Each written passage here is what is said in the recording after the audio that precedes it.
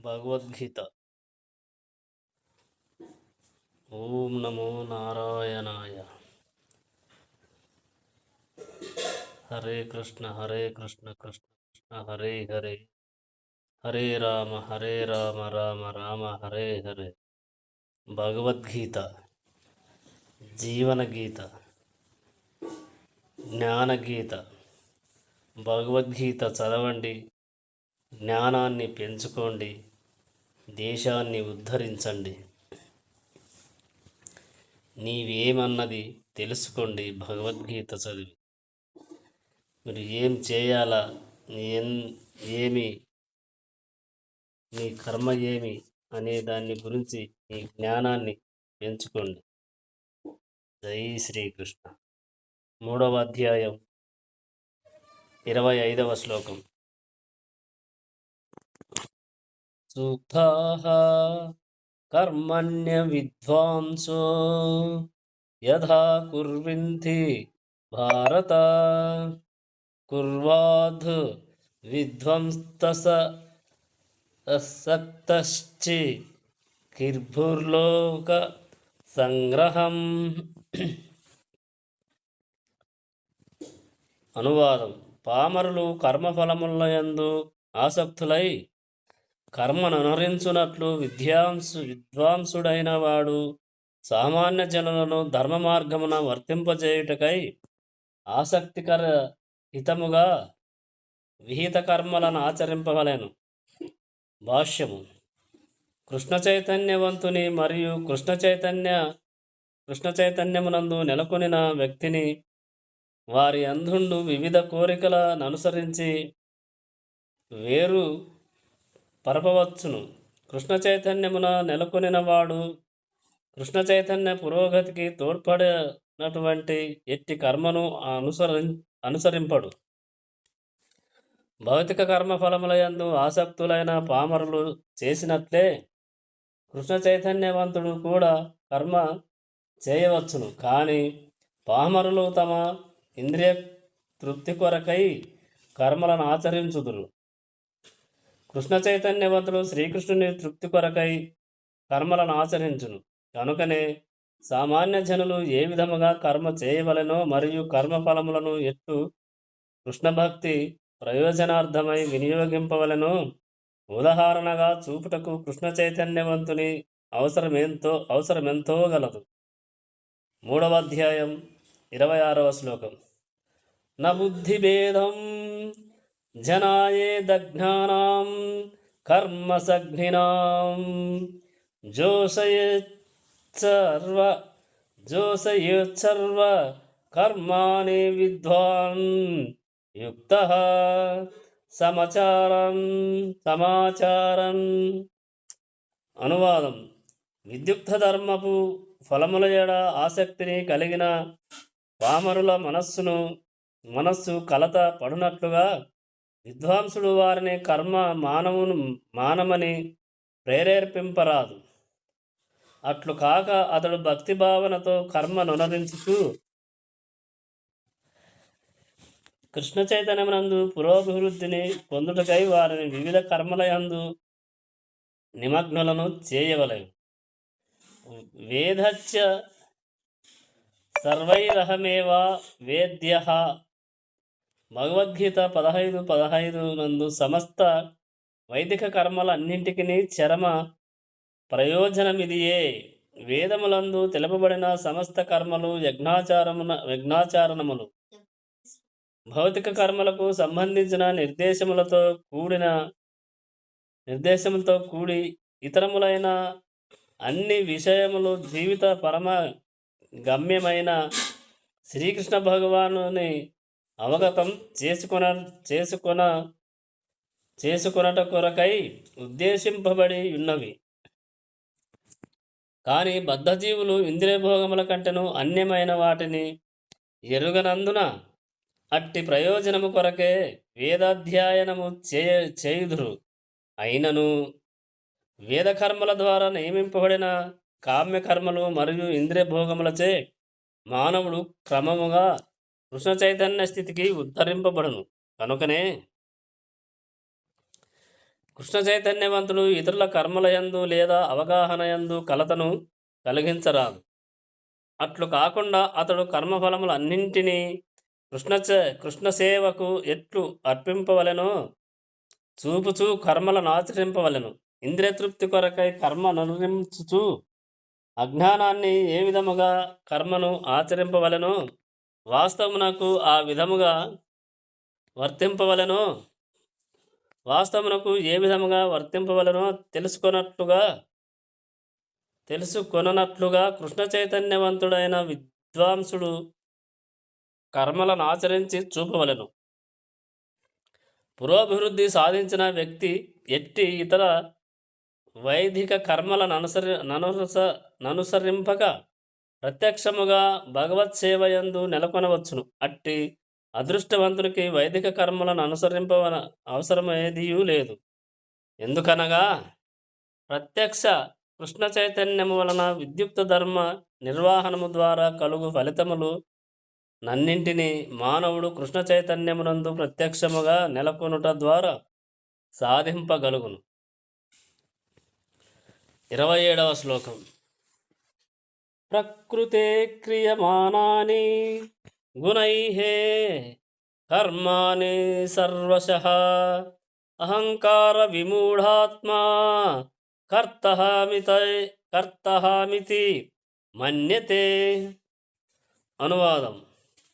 అహంకార ప్రభావముచే మోహితుడైన జీవాత్మ వాస్తవమునకు ప్రకృతి త్రిగుణములచే నిర్వహింపబడు కర్మలకు తానే కర్తగా భావించును. భాష్యము. కృష్ణ చైతన్యవంతుడు భౌతిక చైతన్యము నందున్న వ్యక్తి అను ఇరువరు ఒకే విధముగా కర్మను అనుసరించుచున్నట్లు ఒకే స్థితి అందున్నట్లుగా గోచరించును. కానీ వాస్తవమునకు వారి స్థితిలో నడమ విశేషమైన వ్యత్యాసం కనిపించును. భౌతిక మానవయందున్నవాడు అహంకారముచే సర్వమునకు తానే కర్తనని విశ్వసించును. దేహరచన పరమపురుషుని పర్యవేక్షణమున వర్తించు భౌతిక శక్తి చేతనే ఉత్పాదింపబడినదని అతడు ఎరుగడు. భౌతికవాది చివరకు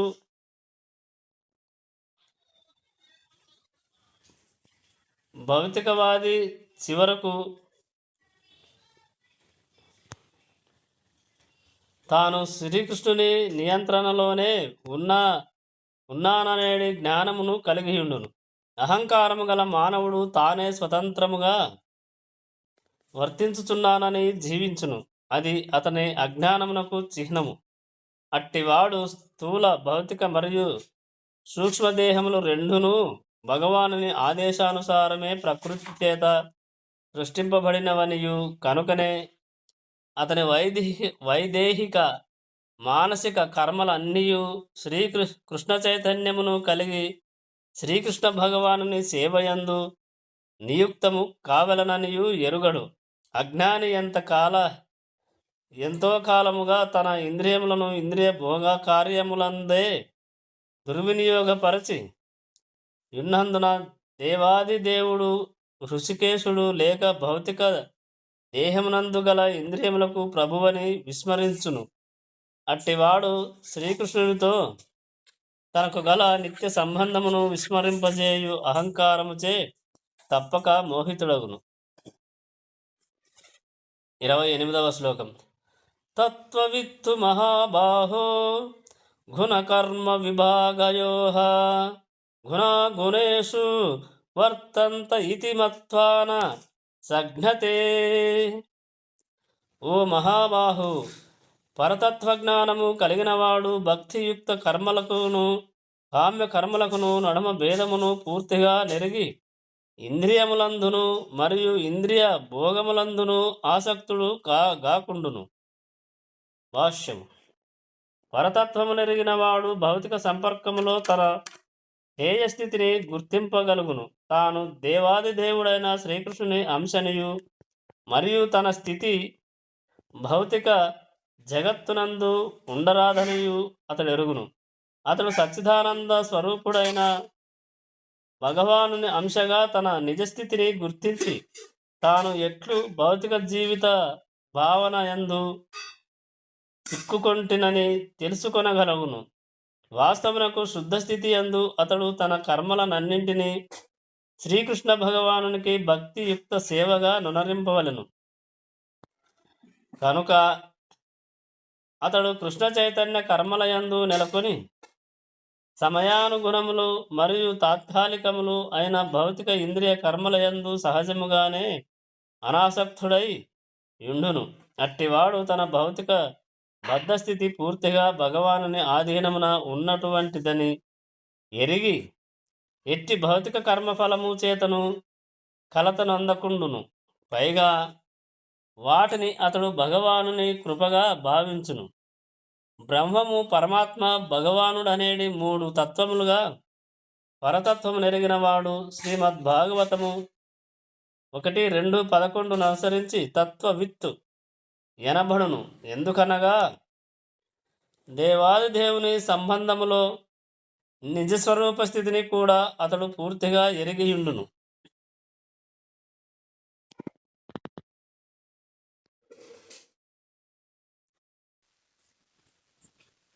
మూడవ అధ్యాయం 29వ శ్లోకం.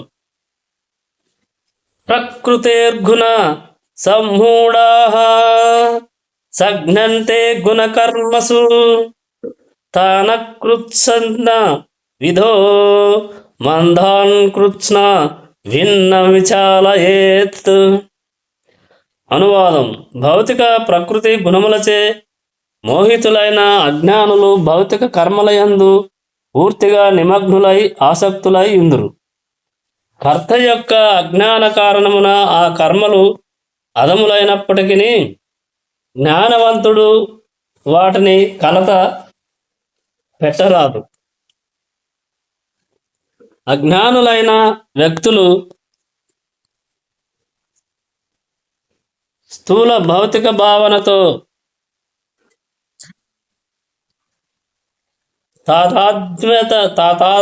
తాదాత్మ్యము నొంది భౌతిక ఉపాధుల భావనలో మునిగి ఇందురు. ఈ దేహము భౌతిక ప్రకృతి యొక్క వరము. అట్టి దేహబుద్ధి గలవాడు మందుడు లేదా ఆత్మనెరుగని సోమరి అని పిలువబడును. అజ్ఞానులు దేహమునే అజ్ఞానులు దేహమునే ఆత్మగా భావింతురు. అట్టివారు దేహమునకు సంబంధించిన వారిని బంధువులుగా భావించుచు జన్మనొసగిన ప్రదేశమును పూజనీయ స్థానముగా భావించుచు మతధర్మ కార్యములే సర్వమని భావించుదురు. సామాజిక సేవ, జాతీయ భావముపరహితము వాంఛించుట ఎనునవి అట్టి భౌతిక భావన పరులు కార్యకలాపములలో కొన్ని. అట్టి ఉపాధుల భావనలో వారెల్లప్పుడూ భౌతిక జగత్తునందు తీరిక లేకుండా నుందురు. వారు ఆధ్యాత్మిక అనుభూతిని మిథ్యయని భావించుదురు. కనుక వారు దాని యందు ఆసక్తిని కనపరచరు. అయినను ఆధ్యాత్మిక జీవితమున జ్ఞాన వికాసము నొందిన వారు అట్టి భౌతిక కార్య నిమగ్నులైన వ్యక్తులను కలత పెట్టక తమ ఆధ్యాత్మిక కార్యక్రమాలను ప్రశాంతంగా సాగించటయే మేలు. అట్టి మోహగ్రస్తులైన మానవులను అహింస మరియు భౌతికముగా ప్రయోజనకరములైన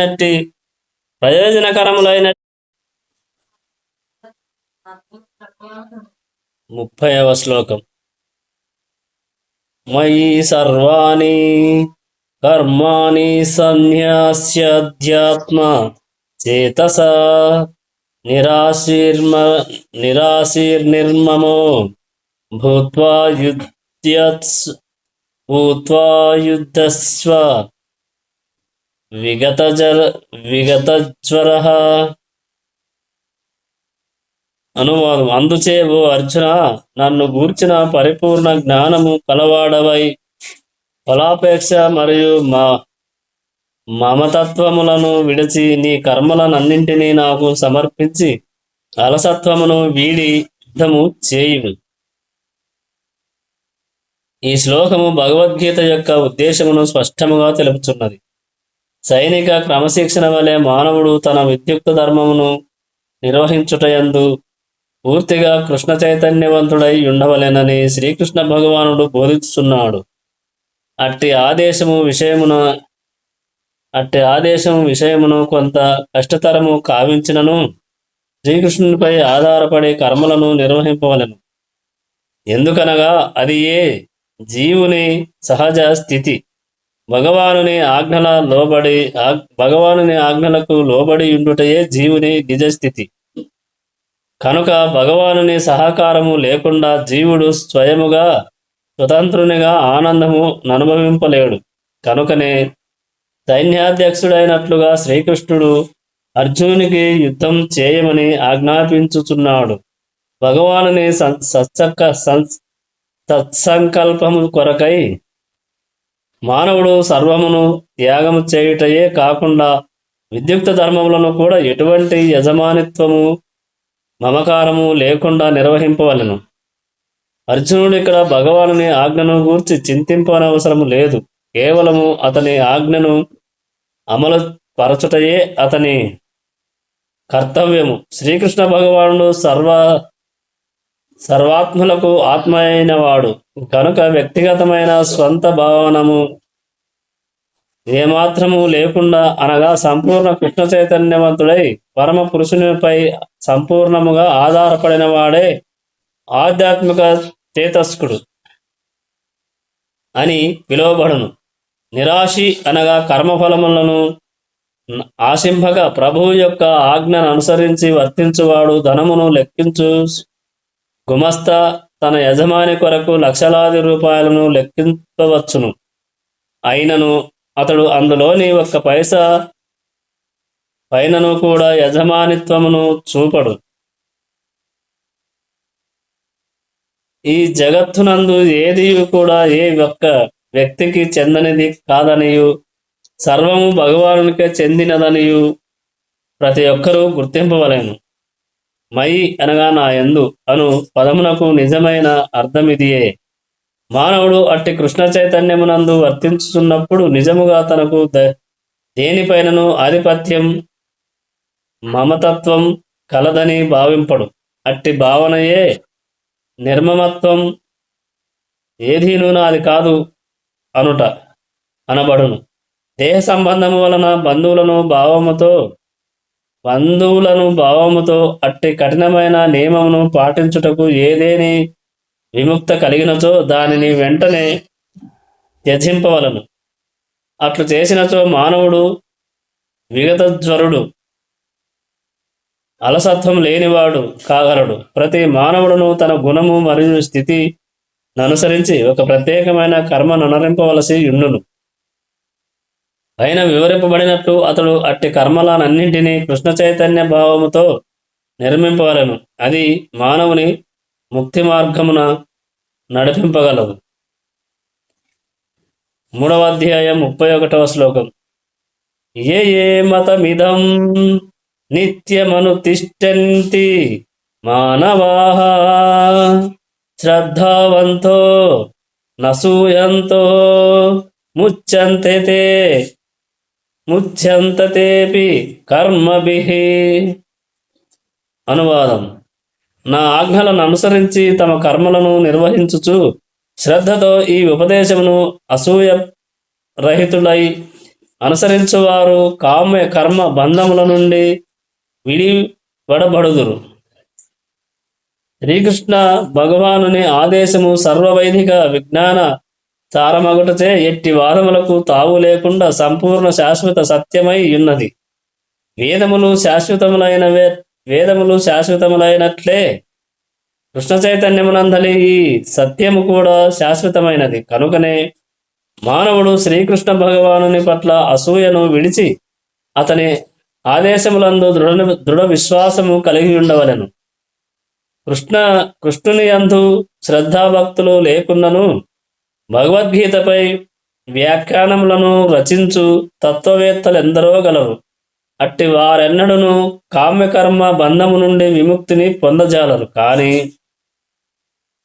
భగవానుని శాశ్వతోపదేశములపై దృఢ విశ్వాసమును కలిగి ఉన్న సామాన్య వ్యక్తి అట్టి ఆజ్ఞలను నిర్వహింప శక్తి లేనివాడైనను కర్మసూత్ర బంధము నుండి విముక్తిని పొందగలడు. మానవుడు కృష్ణ చైతన్యమునందలి ఆరంభ దశలో భగవానుని ఆదేశములను సంపూర్ణముగా నిర్వహింపలేకపోవచ్చును. కానీ ఆ నియమం పట్ల ఎట్టి ద్వేషమును చూపక నిరాశ మరియు అపజయములనేటి భయమును వీడి మానవుడు హృదయపూర్వకముగా కర్మను అనుభవించినచో తప్పక శుద్ధ కృష్ణ చైతన్య స్థితికి ఉద్ధరింపబడును. 32వ శ్లోకం. ఏ త్వే తదభ్యసూయంతో నానుతిష్టంతి మే మతం సర్వజ్ఞాన విమూఢాంస్తాన్ 32వ శ్లోకం. యశ్వేతభ్యసూయంతో నానుతిష్టంతి మే మతం సర్వజ్ఞాన విమూఢస్తాన్ విద్ధి నష్టాన చేతసః. అనువాదం. కాని అసూయతో ఎవ్వరు ఈ ఉపదేశములను మన్నింపరో అనుసరింపరో అట్టి వారిని జ్ఞానహీనులగును మూఢులగును పరిపూర్ణత్వమును పొందు యత్నములలో భ్రష్టులగును భావింపబడుదురు. జ్ఞానహీనులగును మూఢులగును పరిపూర్ణత్వమును పొందు యత్నములలో భ్రష్టులగును భావింపబడుదురు. కృష్ణ చైతన్యమును పొందకపోవట ఎందలి దోషము ఇక్కడ స్పష్టముగా చెప్పబడినది. అత్యున్నత అధికారి ఆజ్ఞయడ ఆ విధేయతకు శిక్ష తప్పక విధింపబడినట్లు దేవాది దేవుడైన శ్రీకృష్ణుని ఆజ్ఞయడ ఆ విధేయతకు కూడా శిక్ష తప్పనిసరిగా విధింపబడును.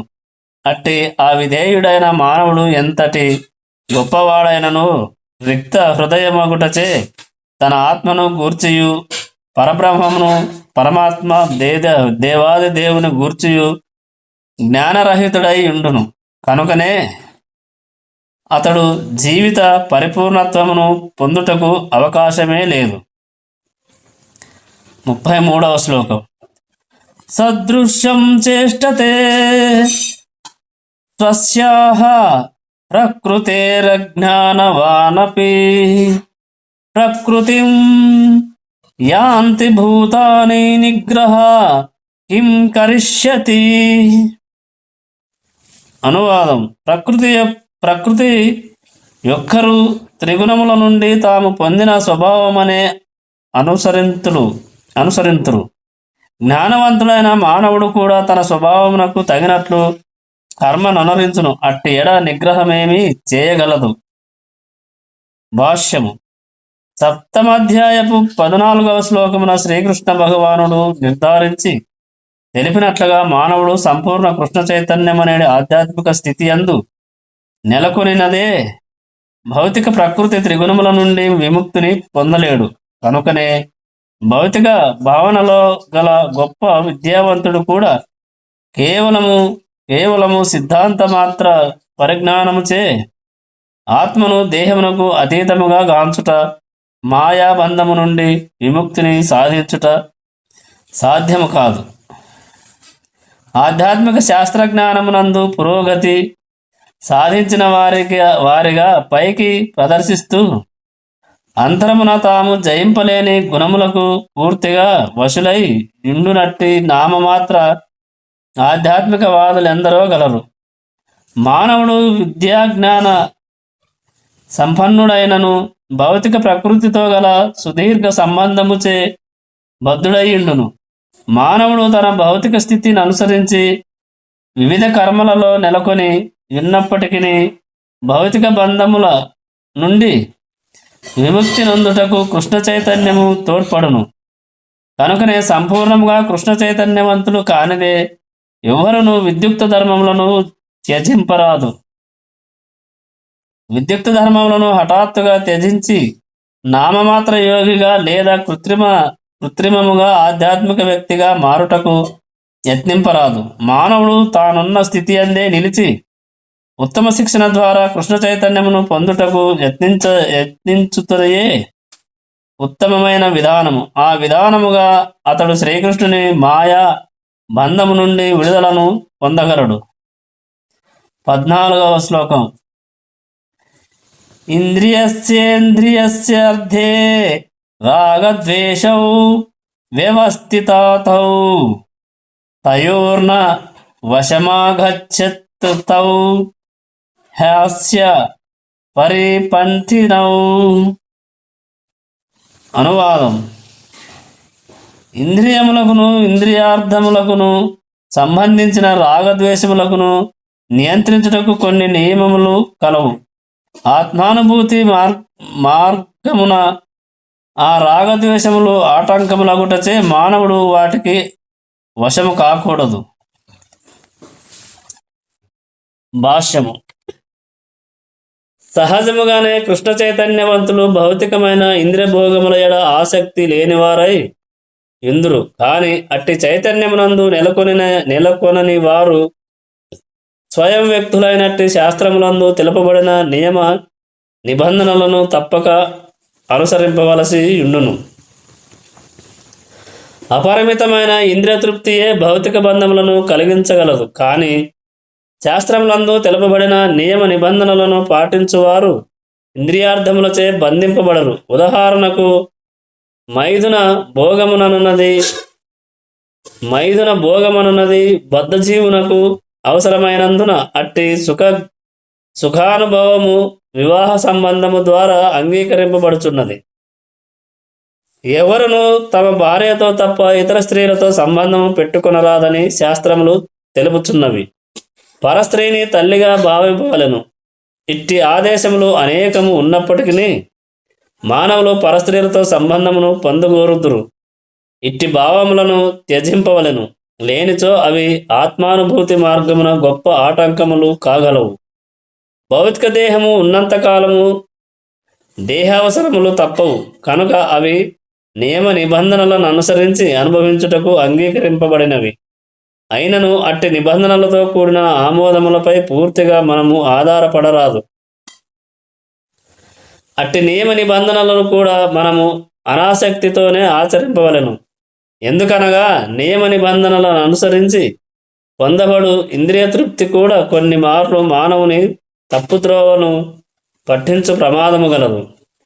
రాజమార్గమునందు ప్రయాణించు వారికి కూడా కొన్ని మార్లు ప్రమాదములు ఎదురయ్యే అవకాశం ఉండనే అనేది విషయము తెలిసినదే కదా.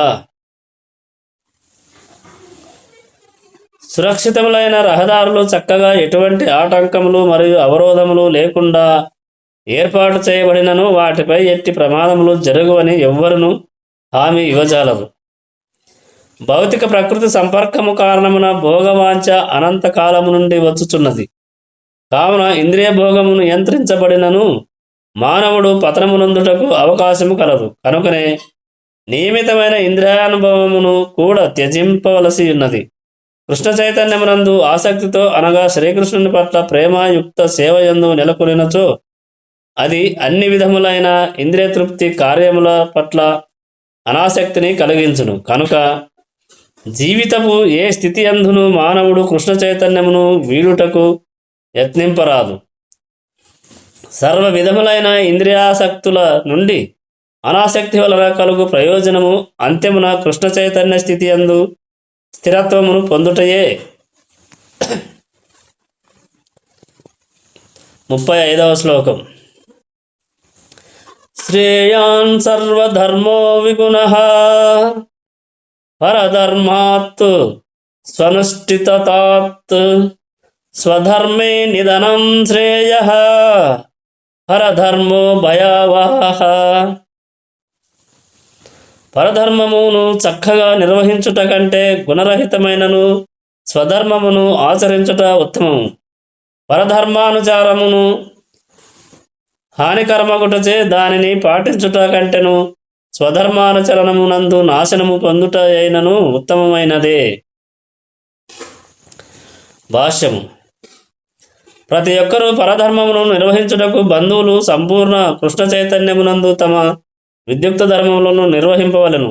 భౌతిక భావనను అనుసరించి భౌతిక ప్రకృతి యొక్క త్రిగుణముల ప్రభావములో మానవుని మనస్తత్వ స్థితిని అనుసరించి విధింపబడిన ధర్మములే విద్యుక్త ధర్మములు. కానీ శ్రీకృష్ణుని దివ్య సేవ కొరకు ఆధ్యాత్మికాచార్యుని చేత ఆదేశింపబడిన కర్మలు ఆధ్యాత్మిక కర్మలు. పరధర్మమును అనుసరించుటకు బదులు తమ విద్యుక్త ధర్మములు భౌతికములైనను లేదా ఆధ్యాత్మికములైనను మరణము వరకు ప్రతి ఒక్కరూ నిర్వహింపవలను. ఆధ్యాత్మిక స్థితి యందు లేక భౌతిక స్థితి యందు చేయబడు కర్మలు భిన్నములుగా నుండవచ్చును. కానీ ప్రామాణిక నిర్దేశములను అనుసరించుట కర్తకు సదా హితమనే చేకూర్చును.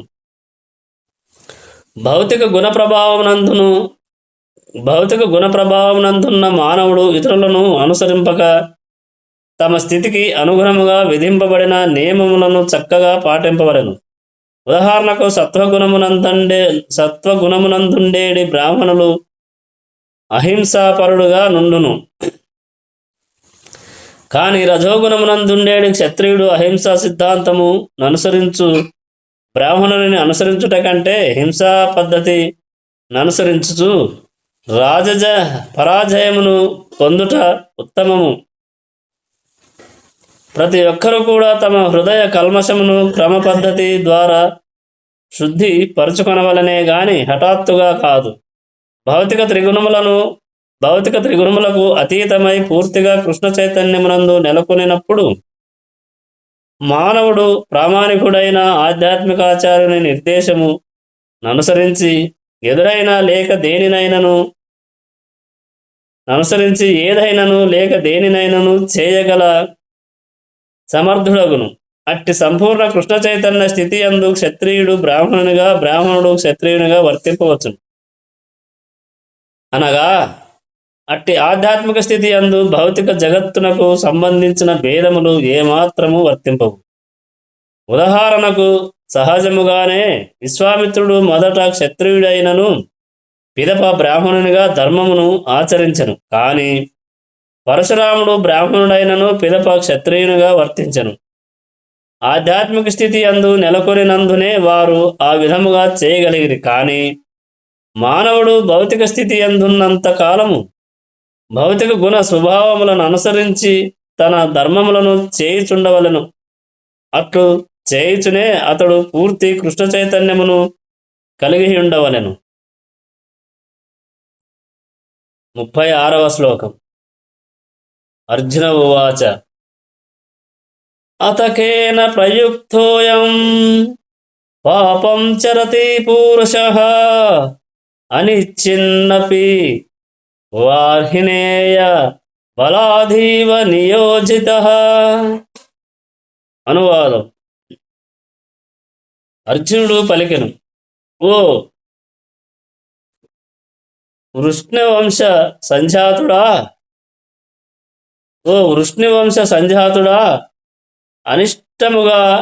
అనిష్టముగానైనను బలవంతముగా నియుక్తమైన వాని వలె మానవుడు దేనిచే పాపకర్మలు చేయుటయందు ప్రేరేపింపబడుచున్నాడు. భాష్యము. పరమాత్మ యొక్క అంశమగుట చేత జీవుడు సహజముగానే ఆధ్యాత్మికుడై పవిత్రుడై సమస్త భౌతిక కల్మషముల నుండి విడివడి ఉండెను.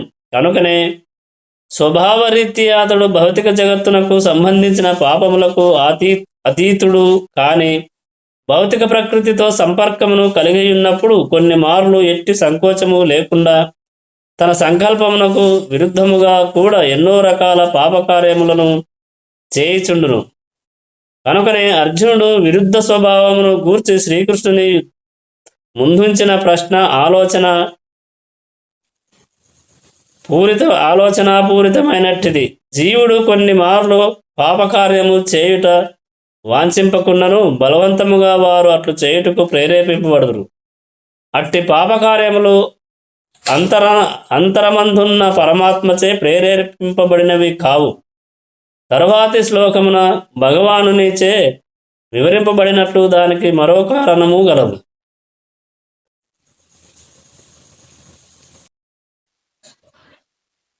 37వ శ్లోకం. శ్రీ భగవానువాచ 3వ అధ్యాయం 37వ శ్లోకం. కామ ఏష క్రోధ ఏష రజో గుణ సముద్భవ మహాశయనో మహాపాపాత్మా విద్యేనమిహ వైరిణం. అనువాదం. శ్రీకృష్ణ భగవానుడు పలికెను, అర్జున, రజోగుణ సంపర్కము వలన పుట్టిన కామమే తదుపరి క్రోధముగా పరిణమించును. అదియే ఈ ప్రపంచమునకు సర్వమును హరించునట్టియు పాపభూష ఇష్టమైన గొప్ప శత్రువు. జీవుడు భౌతిక సృష్టితో సంపర్కమును పొందినంతనే శ్రీకృష్ణుని పట్ల గల అతని నిత్య ప్రేమ రజోగుణ సంబంధము వలన కామముగా మార్పు చెందును. మరో మాటలో పాలు పుల్లని చింతపండుతో కలిపినంతనే పెరుగుగా మారినట్లు భగవత్ ప్రేమ కామముగా మార్పు నొందుచున్నది. పిదప ఆ కామము సంతృప్తి పొందినప్పుడు అది క్రోధముగా మార్పు నొందుచున్నది. అటు పిమ్మట క్రోధము మోహముగా మార్పు నొందును. ఈ మోహమే జీవుని భౌతిక జీవితమును కొనసాగించును. కనుక కామమే జీవునకు గొప్ప శత్రువు. ఈ కామమే పవిత్రుడైన జీవుని భౌతిక జగత్తున బద్ధునిగా చిక్కుకొని ఉండునట్లు ప్రేరేపించుచుండును. క్రోధము తమో గుణమునకు మరో రూపము. ఈ గుణములు ఈ విధముగా క్రోధము మరియు ఇతర నీచ గుణములుగా ప్రకటింపబడుచుండును. కనుకనే నిర్దేశింపబడిన జీవన విధానము మరియు కర్మము ద్వారా రజోగుణము నుండి తమో గుణమునకు పతనము చెందుటకు బదులు సత్వగుణమునకు ఉద్ధరింపబడినచో మానవుడు ఆధ్యాత్మిక అనాసక్తితో క్రోధము చేత పతనము పొందకుండా రక్షింపబడును. నిత్యము వృద్ధి చెందేడి తన చిదానందము కొరకు భగవానుడు అనేక రూపములుగా విస్తరించెను. జీవులందరూ అట్టి చిదానందపు అంశలు. వారు కూడా పాక్షిక స్వతంత్ర్యమును కలిగియుందురు. కానీ సేవా ప్రవృత్తి ఇంద్రియ భోగావాంఛగా మారి వారి స్వతంత్ర్యము దుర్వియోగమైనప్పుడు వారు కామమునకు వశమగుదురు. బద్ధజీవులు కామాది ప్రవృత్తులను సంతృప్తి పరచు కొరటకై భగవానుడు ఈ భౌతిక జగత్తును సృష్టించెను. అట్టి నిరంతర కామ ప్రవృత్తి కర్మలచే పూర్తిగా విసుగు చెంది నిరాశ చెందినప్పుడు వారు తమ నిజస్థితిని గూర్చి ప్రశ్నించుట ఆరంభింతురు. ఇట్లు ప్రశ్నించుటయే వేదాంత సూత్రములకు ఆరంభమై ఉన్నది. అట్టి ఆరంభమున అదాతో బ్రహ్మ జిజ్ఞాస అని చెప్పబడినది. అనగా మానవుడు పరబ్రహ్మమును గూర్చి విచారణ చేయవలనని అర్థము. ఈ బ్రహ్మము అనున్నది శ్రీమద్భాగవతము 1:1 నందు జన్మాద్యస్యతో న్వయాధి తరతచ్చ సర్వ సృష్టికి పరబ్రహ్మమే మూల కారణము అని నిర్వచింపబడినది. కనుక కామమునకు మూలము కూడా పరబ్రహ్మమునందే కలదు. కనుక అట్టి కామము భగవత్ప్రేమగా మారినచో లేక కృష్ణ చైతన్యముగా అనగా శ్రీకృష్ణుని కొరకే సర్వమును వాంఛించుటయను భావమునకు మార్పు చెందినచో కామక్రోధములు రెండును ఆధ్యాత్మికములు కాగలవు. శ్రీరామచంద్రుని గొప్ప సేవకుడైన హనుమంతుడు రావణుని సువర్ణ లంక నగరమును దహించట ద్వారా తన క్రోధమును ప్రదర్శించెను. అయినను అట్టి కార్యముచే అతడు గొప్ప రామభక్తునిగా కీర్తి నొందెను. ఇక్కడ భగవద్గీత యందు కూడా భగవానుడు తన ప్రీతి కొరకై శత్రువులపై క్రోధమును చూపమని అర్జునుని ప్రేరేపించుచున్నాడు. కనుకనే కామక్రోధములు కృష్ణ చైతన్యమునందు వినియోగింపబడినప్పుడు అవి శత్రువులుగా కాకుండా మనకు మిత్రులుగా మారగలవు. ఈ భగవద్గీతను చదవడం వలన వినడం వలన మీకు జ్ఞానం కలుగుతుంది. ఇది జ్ఞాన దీపం, ఇది జీవన జ్యోతి. వంటిది. ఈ భగవద్గీత మానవులకి, సర్వ మానవులకి కల్పవృక్షం వంటిది. మీకు తెలిసినంతగా మీరు ఈ జ్ఞానాన్ని ఇంకొంతమందికి పంచగలరని మా మనవి. జై శ్రీకృష్ణ.